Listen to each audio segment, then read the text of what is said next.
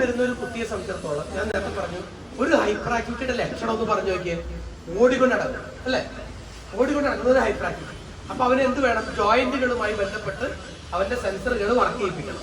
ഇപ്പൊ sensor therapy ഈ നമുക്കൊന്നും ഓടാൻ തോന്നുന്നില്ല, അവന് ഓടാൻ തോന്നുന്നില്ല. കാരണം എന്താ? ഈ സെൻസറിൽ നിന്ന് തലച്ചോറിൽ പോയ കുറെ സാധനങ്ങൾ അവിടെ കിടന്ന് വൃത്തിയായിട്ട് കാണിച്ചിട്ടാണ്. ഈ തലച്ചോറിന്റെ പ്രവർത്തനങ്ങളെ സ്വാധീനിക്കുന്ന ഒട്ടനവധി ചികിത്സകൾ ആയുർവേദത്തിലുണ്ട്. ഉദാഹരണത്തിന് മരുന്നുകളുണ്ട്, ധാരകളുണ്ട്. ഇവന്റെ ജോയിന്റുകളെ മുഴുവൻ ഈ പറഞ്ഞതുപോലെ തന്നെ സെൻസേഷൻസുകളെ സെറ്റ് ചെയ്യുന്ന തരത്തിലേക്കുള്ള സെൻസറി തെറാപ്പിക്ക് തുല്യമായ മസാജുകളുണ്ട്. പ്ലസ് നമ്മുടെ തലച്ചോറിനെയും ഞരമ്പുകളെയും ഒക്കെ നിയന്ത്രിക്കുന്നത് നമ്മുടെ വയറാണ്. വയറുമായി ബന്ധപ്പെട്ടുള്ള ചികിത്സകളുണ്ട്. ഇതാണ് ഇവിടെ കൊണ്ടുകൊണ്ടിരിക്കുന്ന ആയുർവേദം. അപ്പോ വയറുമായി ബന്ധപ്പെട്ട പ്രശ്നങ്ങൾ തീർത്ത് തലച്ചോറിനെ സ്വാധീനിക്കുന്നു. നേരിട്ട് തലച്ചോറിനെ സ്വാധീനിക്കുന്ന ചികിത്സകളുണ്ട്. പ്ലസ് നമ്മുടെ ശരീരത്തെ അതിനുവേണ്ടി പാകപ്പെടുത്തുന്ന ഔഷധങ്ങളുണ്ട്. പ്ലസ് നിങ്ങൾക്ക് എന്തൊക്കെ ഭക്ഷണം കഴിക്കാൻ പാടില്ല. ആയുർവേദ മരുന്നുകൾ ഇംഗ്ലീഷ് മരുന്നുമായി ചേർത്ത് കഴിക്കാൻ പറ്റുമോ പറ്റില്ലേ, ഇത്തരം കാര്യങ്ങൾ കൂടി ഈ ആയുർവേദ ഡിപ്പാർട്ട്മെന്റിൽ കിട്ടും. വളരെ ഇമ്പോർട്ടൻറ്റ്.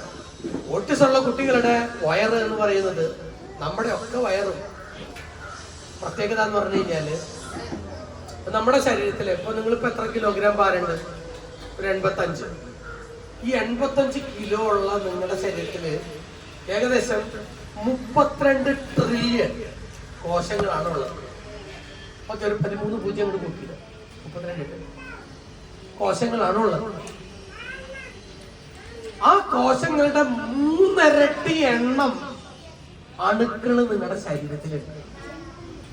അത് ഏറ്റവും കൂടുതലുള്ളത് കുടലിലാണ്. അപ്പൊ ചുരുക്കം പറഞ്ഞു കഴിഞ്ഞാൽ നിങ്ങളുടെ പേര് എന്താ? ബിനോയ്. ബിനോയിയേക്കാൾ എണ്ണം കൂടുതൽ ബിനോയുടെ ശരീരത്തില് ബാക്ടീരിയകളുണ്ട്. ഇവനാണ് തീരുമാനിക്കുന്നത് നിങ്ങൾ എങ്ങനെ ചിരിക്കണം, നിങ്ങൾ എങ്ങനെ ഇരിക്കണം, എഴുന്നേക്കണം, നിങ്ങൾക്ക് ഭ്രാന്ത് വരണോ വേണ്ടയോ, നിങ്ങളുടെ രോഗപ്രതിരോധ ശേഷി എത്രയുണ്ട് എന്നൊക്കെ തീരുമാനിക്കുന്നത് ഇപ്പോഴത്തെ ഏറ്റവും പുതിയ കണ്ടുപിടുത്തം മാടമ്പിയിലെ യഥാർത്ഥ ചിത്തരോഗി മറ്റാളാണെന്ന് പറഞ്ഞതുപോലെ ഈ അണുക്കളാണ്. മനസ്സിലാവും. ഓട്ടിസം ഉള്ള കുട്ടികളിൽ ഈ അണുക്കള് എണ്ണം വയറ്റിലുള്ളത് ഭയങ്കര വൃത്തികെട്ട എണ്ണം. കുറവ് ആവശ്യമുള്ളത് കൂടുതലുണ്ട്, കൂടുതൽ ആവശ്യമുള്ളത് കുറവാണ്. അതിനെ കറക്റ്റ് ചെയ്യണമെങ്കിൽ നിർബന്ധമായും 4 കാര്യങ്ങൾ ചെയ്യണം. 1, ഭക്ഷണത്തിൽ ശ്രദ്ധിക്കണം. 2, കാലത്തൊട്ട് വൈകുന്നേരം വരെയുള്ള കാര്യങ്ങൾ, കുളി തുടങ്ങിയുള്ള കാര്യങ്ങളിൽ ശ്രദ്ധിക്കണം. 3, അവന്റെ മാനസികമായിട്ടുള്ള നിലവാരം ശ്രദ്ധിക്കണം. 4, അവൻ ജീവിക്കുന്ന ചുറ്റുപാടുകൾ ശ്രദ്ധിക്കണം. അത് മുഴുവൻ ആയുർവേദത്തിൽ ഇപ്പൊ ഒട്ടനവധി ഗവേഷണങ്ങളുടെ അടിസ്ഥാനത്തിൽ ആയുർവേദത്തിൽ അതിനുള്ള ഒരുപാട് ദിനചര്യകൾ പഠിക്കും. ഞാൻ നടത്തിക്കൊണ്ടിരിക്കുന്ന ഒരു കേന്ദ്ര ഗവൺമെന്റ് റിസർച്ച് ഓട്ടിസത്തിൽ. അതില് ഇപ്പൊ ബാംഗ്ലൂരിലുള്ള ഒരു ജീൻ കമ്പനിയുമായി കൊളാബറേറ്റ് ചെയ്തിട്ടാണ് ഞാൻ വർക്ക് ചെയ്യുന്നത്. ഒന്നിച്ചെല്ലാം ₹1 കോടി ഗവേഷണമാണ്. അതിലെന്താന്ന് വെച്ച് കഴിഞ്ഞാൽ 30 കുട്ടികൾ, ഓട്ടിസമുള്ള കുട്ടികൾക്ക് ആയുർവേദ മരുന്നും തെറാപ്പികളും കൊടുക്കും. വേറെ 30 കുട്ടികൾക്ക് ആയുർവേദ മരുന്ന് കൊടുക്കുന്നില്ല, തെറാപ്പികൾ മാത്രം കൊടുക്കുന്നു. രണ്ടുപേരും തമ്മിൽ എന്താണ് വ്യത്യാസം എന്നുള്ളത് പഠിക്കുക. നോക്കുമ്പോൾ ആയുർവേദ മരുന്നുകൾ കൊടുത്ത കുട്ടികളിലെ ഈ വയറ്റിലുള്ള അണുക്കളുണ്ടല്ലോ, ആ അണുക്കളുടെ പരിശോധന ഇന്ന് അവൈലബിൾ ആണ്. ഒരു 16S RRNA സീക്വൻസ്, ഒരു 20,000 രൂപയുടെ ഒരു സാമ്പിൾ ടെസ്റ്റ് ചെയ്യാനായിട്ട് അടുത്ത് വെച്ച് നോക്കുമ്പോൾ ആയുർവേദ മരുന്നുകൾ കഴിച്ച കുട്ടികളിലുള്ള ഈ കുടലിലുള്ള ഈ അണുവ്യത്യാസം അത് അസലായിട്ട് മാനേജ് ചെയ്യപ്പെടും. അവരുടെ കുടലിൽ ആവശ്യമുള്ള അണുക്കളുടെ എണ്ണം കൃത്യമാവുകയും അനാവശ്യമായിട്ടുള്ള അണുക്കളുടെ എണ്ണം കുറയുകയും ചെയ്തുകൊണ്ട് ആ കുട്ടിയുടെ ഹൈപ്പർ ആക്ടിവിറ്റി കുറയുന്നു, സ്പീച്ച് വരുന്നു, കാമാകുന്നു. അതിനുള്ള പരിപാടികളാണ് ചെയ്യുക. അല്ലാണ്ട് ഓട്ടിസത്തിന് മരുന്നൊന്നുമില്ല. മനസ്സിലായി? ഇത്തരത്തിലുള്ള അണുനിയന്ത്രണത്തിനുള്ള ഒരുപാട് ഔഷധങ്ങൾ ആയുർവേദത്തിൽ ഞാൻ പബ്ലിഷ് ചെയ്തിട്ടുള്ളതാണ്. അത് എൻ്റെ പ്രോഡക്റ്റ് അല്ല, ഗവൺമെന്റ് ഓഫ് ഇന്ത്യയുടെ ഒരുപാട് ആക്സെപ്റ്റഡ് ആയിട്ടുള്ള ജേർണൽസിൽ പബ്ലിഷ് ചെയ്തിട്ടുണ്ട്. ഇങ്ങനെ ഓട്ടിസമുള്ള കുട്ടികളുടെ ചെവി ഇങ്ങനെ പൊത്തി ഈ ശബ്ദമൊന്നും കേൾക്കാൻ വയ്യ. ഓക്കെ, എനിക്കൊരു കൊച്ചിന് സ്പീച്ച് ഇല്ല, സ്പീച്ച് സംസാരിച്ചുകൊണ്ടിരിക്കുകയാണ്.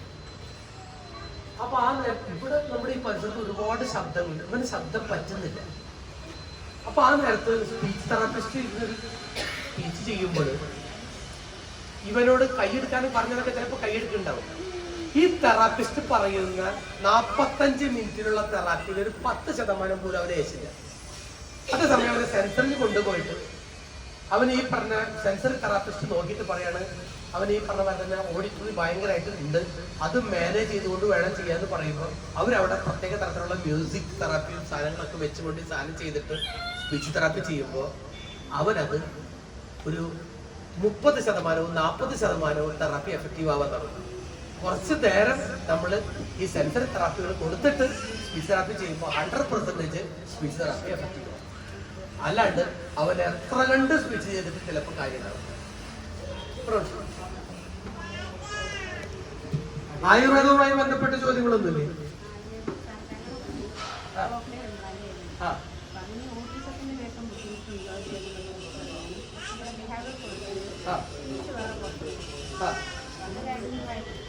ഓട്ടിസം ഉണ്ടോന്ന് അറിയാണ്. അത് ഈ കുട്ടിയുടെ കേസ് എടുത്തിട്ടുണ്ടോ? ആരാ കേസ് എടുത്തത്? ASD ആണോ? എക്സ്പ്രസീവ് ലാംഗ്വേജ് ഡിസോർഡർ ആണോ?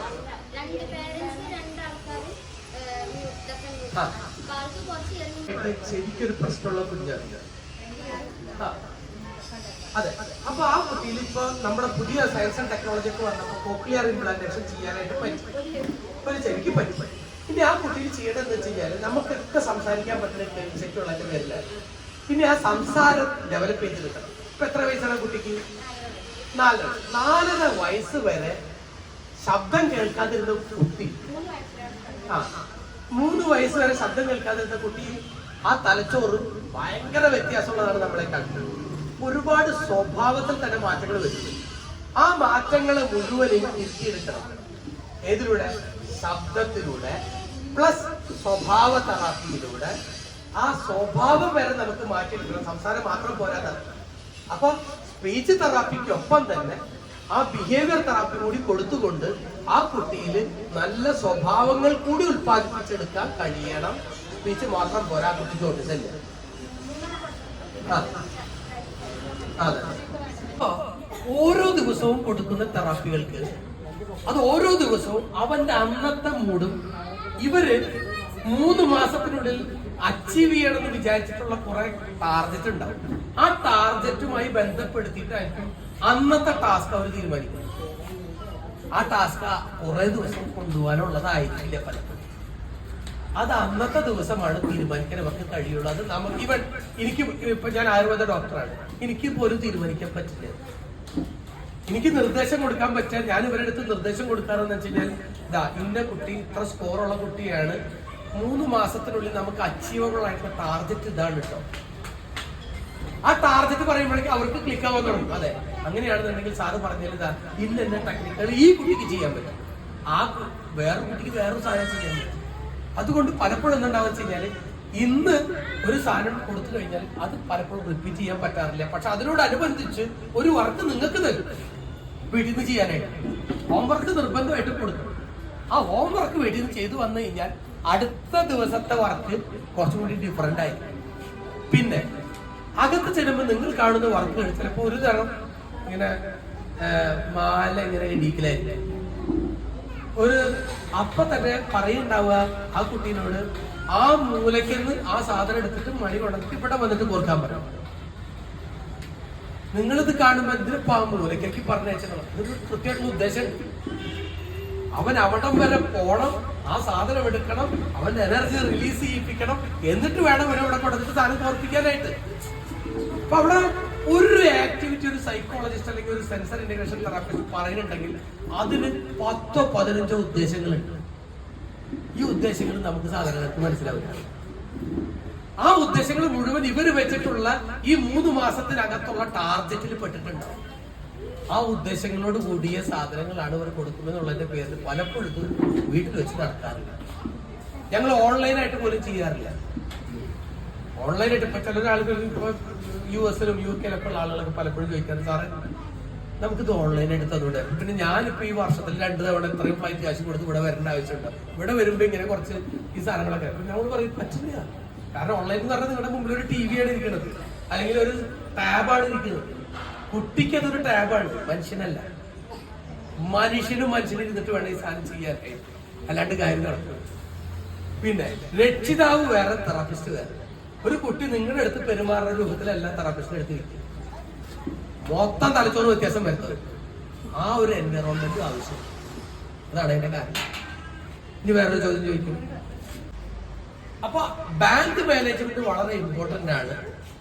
പിന്നെ ഒരു കാര്യമുള്ളത്, ലാസ്റ്റ് ലൈഫ് സ്കില്ലില് പോലീസ് സ്റ്റേഷൻ നിർബന്ധമായും പഠിപ്പിച്ചിരിക്കും. എന്താണ് പോലീസ് സ്റ്റേഷൻ, നമ്മൾ എന്തിനൊക്കെ വേണം അവിടെ പോകേണ്ടത്, ഇത് നിർബന്ധമായിട്ട് പഠിപ്പിച്ചു. പോലീസ് അതിന് കൃത്യമായിട്ടുള്ള, അവർക്ക് ഇവരുടെ ഇങ്ങനൊരു ചെറിയൊരു ഭിന്നശേഷിയെങ്കിലും ഉണ്ടെങ്കിൽ അവരെ ട്രീറ്റ് ചെയ്യേണ്ട എൻറ്റയർലി ഡിഫറെന്റ് രീതിയാണ് പോലീസ് സ്റ്റേഷനിൽ. അത് അവർക്ക് അറിയാൻ കൃത്യമായിട്ട്. പക്ഷെ അവിടെ എത്തണ്ടേ നമ്മൾ. ഇപ്പൊ ഞാൻ നേരത്തെ പറഞ്ഞ കുട്ടിയുണ്ടല്ലോ, പെങ്കൊച്ചാണ്, 10-22 വയസ്സായി. ഓരോരുത്തരും ഒരു ബാറ്റ് ടച്ച് ചെയ്യാൻ പറ്റില്ല. അവളുടെ പെട്ട ഒപ്പം ഓൺ ദ സ്പോട്ടിൽ കിട്ടിയിരിക്കും. രണ്ടാമത്തത് അവൾക്ക് അറിയാൻ കൃത്യമായിട്ട് എവിടെയാണ് റിപ്പോർട്ട് ചെയ്യേണ്ടത്. അവള് ഫോൺ പിടിച്ചിരിക്കും കൃത്യമായിട്ട്. അവള് പോലീസിനെ ഫോൺ, ബാക്കി പിന്നെ പോലീസുകാർ വരും. മനസ്സിലായി? അപ്പൊ ഞാൻ പറഞ്ഞതിന്റെ അർത്ഥം, പോലീസ് സ്റ്റേഷൻ മാനേജ്മെന്റ് നിർബന്ധമായിട്ട് പഠിപ്പിക്കണം ഇത്തരം കുട്ടികളെ. അത് ഒരു സ്റ്റെപ്പാണ് ലൈഫ് സ്കിൽ. അപ്പൊ ഞാനിപ്പോ ഇന്ന് പറഞ്ഞു നിർത്തുന്ന കാര്യങ്ങള്, ഒരു തെറാപ്പി സെന്ററിൽ വന്നു കഴിഞ്ഞാൽ ആദ്യം ചെയ്യേണ്ടത് നിങ്ങൾ വിവരമുള്ള രക്ഷിതാവ് ആവുക എന്നുള്ളതാണ്. അതിനു വേണ്ടിയിട്ടാണ് ഇപ്പൊ ഇത്രയും കാര്യങ്ങൾ പറഞ്ഞത്. ആദ്യത്തെ സ്റ്റെപ്പ്, ഒന്ന്, ഇവിടെ വന്നു കഴിഞ്ഞാൽ പ്രധാനമായും നിങ്ങളുടെ ലക്ഷ്യങ്ങൾ എന്തെന്ന് ഇവരോട് തുറന്നു പറയുക. എന്നിട്ട് ഇവരുടെ ലക്ഷ്യങ്ങൾ എന്തെന്നുള്ളത് ഡിസ്കസ് ചെയ്യുക. രണ്ടും തമ്മിൽ മാച്ച് ചെയ്യുക, ഒന്നാമത്തെ കാര്യം. രണ്ട്, ബേസിക് ആയി ഉള്ള ട്രെയിനിങ് കിട്ടാനാണ് തെറാപ്പി സെന്ററുകൾ. ആ തെറാപ്പി സെന്ററുകൾ നമ്മുടെ കുട്ടിക്ക് ഒന്നിൽ കൂടുതൽ തെറാപ്പികൾ എപ്പോഴും ആവശ്യമുണ്ട്. മൂന്നാമത്തെ കാര്യം, ബേസിക് ട്രെയിനിങ് കഴിഞ്ഞു കഴിഞ്ഞാൽ നമുക്ക് വേണ്ടത് ADL ട്രെയിനിങ് ആണ്. ആ ADL ട്രെയിനിങ്ങിൽ ഇവിടെ സ്പെഷ്യൽ എഡ്യൂക്കേഷൻ ഡിപ്പാർട്ട്മെന്റും ബാക്കിയുള്ള ഡിപ്പാർട്ട്മെന്റുകളും ഒക്കെ നിങ്ങളെ സഹായിക്കും.